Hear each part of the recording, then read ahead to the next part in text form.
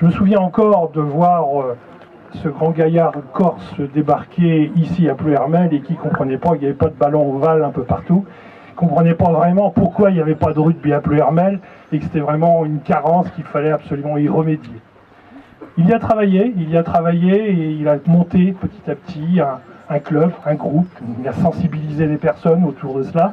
Mais l'entraînement, c'est vrai, autour d'un terrain de foot avec des buts qui ne correspondaient pas tout à fait à ce qu'ils attendaient, c'était quand même pas pratique. Et il a fallu quelque part qu'on arrive à trouver ce terrain, et c'est à l'époque l'ami Michel Bessonneau, maire de Gourel à l'époque, qui a su justement faire en sorte à ce que ce terrain soit véritablement le terrain du rugby club, avec des poteaux qui vont bien dans le bon sens et qui justement soient là. Bon, je passe un petit peu sur tous les épisodes de mise en conformité. Je ne parle pas de mise aux normes parce que c'est pas nécessairement toujours comme ça, c'est pas toujours si facile. Mise en conformité, on a essayé de mettre en place toutes ces structures vestiaires et autres qui permettent justement d'accueillir dignement un club, les clubs, puisque effectivement les matchs de relais sur ce site, dans ce bon sens. Alors à ce titre, ce club s'est développé. Ce club s'est développé et c'était pas toujours facile. Hein. J'ai vu arriver dans le monde du foot, dans un terrain, dans un territoire de foot, le monde de l'Ovalie. C'était pas toujours évident, un peu incompris, n'est-ce pas, Christophe, hein, il a certainement eu quelques difficultés, quelques incompréhensions, mais je dirais sa pugnacité, sa ténacité a fait qu'aujourd'hui, on peut avoir un club qui aujourd'hui est représentatif du territoire et bien représenté. D'ailleurs, on voit que l'Ovalie fait place en Bretagne. Je citerai simplement le Vannes qui aujourd'hui porte haut nos couleurs et justement, les Bretons, demain, auront cette fierté du rugby bien présente. Alors, je disais, ce club s'est développé avec un père comme il avait. On a pu voir les jeunes, ces deux enfants, pouvoir évoluer dans ce club de rugby. Pas tout seul, eux et leurs copains. C'est pour ça que ce club a su se développer. Et ce grand groupe de copains qu'on a l'occasion de rencontrer occasionnellement, fort sympathique d'ailleurs, que l'état d'esprit est bien là. Le monde du rugby, comme tu me l'as toujours appris, Christophe, ce monde de vrais gentlemen, quoi, véritablement, est quelque chose qui est important dans une évolution et dans cette progression de la jeunesse. Et c'est ainsi. Alors, on a vu ce club se développer, on l'a vu pousser les murs et véritablement avoir une prise entière dans notre territoire breton. Et aujourd'hui, on peut dire que demain, on aura encore une bonne place à préserver pour cet espace. Alors, je dirais les événements qui se sont passés nous ont tous affectés. Ils ont affecté la planète rugby, nous ont affectés particulièrement. Et aujourd'hui, je me dois de le dire sincèrement, on leur doit bien ça. On leur doit bien ça aux deux jeunes Arnaud, on leur doit bien ça à sa famille Arnaud, car ce terrain, il collera immanquablement avec la famille Arnaud, je le dis, et je pense que les générations auront besoin de cela. Notre devoir de mémoire, on se devait justement de pouvoir le saluer de cette façon. On va dévoiler la plaque qui est bien dans ce sens. Alors, ce devoir de mémoire, on le traduit de cette façon.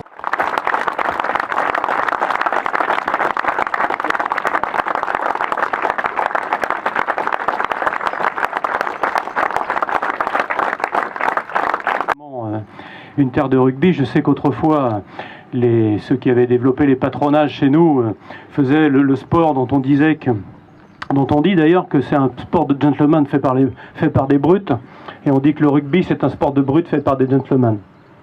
Je crois, enfin en tout cas c'est ce que j'ai entendu. Et j'aime bien votre esprit, cette façon de faire société, cette façon de s'occuper de tout le monde, et c'est particulièrement important. D'abord un petit historique sur les débuts du rugby à Ploërmel. Il faut se souvenir que ça a commencé en 1999.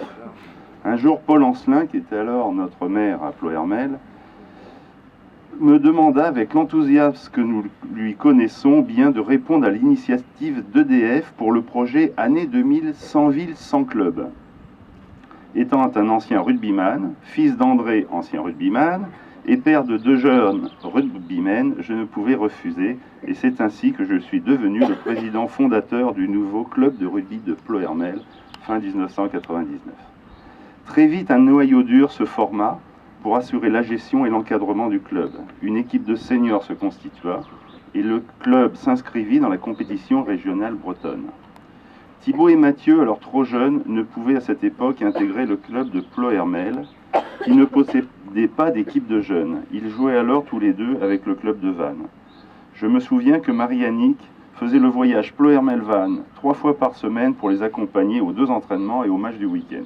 Qu'ils ont eu respectivement 17 ans, que grâce à une surqualification autorisée par la fédération, qu'ils ont pu intégrer le club de Ploërmel, au sein duquel ils ont tissé des liens très forts de camaraderie dont beaucoup se souviennent aujourd'hui. Même après leur départ de Ploërmel pour leurs études, Mathieu à Paris pour obtenir son diplôme d'ingénieur des arts et métiers, Thibaut à Rennes pour obtenir son diplôme de chirurgien dentiste, lorsqu'ils rentraient pour l'entraînement et le match du week-end, ils étaient heureux de retrouver leurs camarades de combat de rugby. Pour l'entraînement du vendredi soir, qui était trop important pour eux, de rejoindre au plus vite le terrain à Gourelle, par n'importe quel moyen de locomotion, même s'il fallait emprunter en pleine nuit d'hiver, et en cachette de son père la tondeuse autoportée. Du club de rugby de Ploërmel en collaboration avec l'équipe et les dirigeants du RCBO. D'avoir souhaité et d'avoir tout mis en œuvre pour baptiser ce terrain de rugby qui pérennise les noms de Thibaut et Mathieu Arnéodo, et de là où ils sont, ils doivent être fiers. Je les entends dire « Merci les gros ».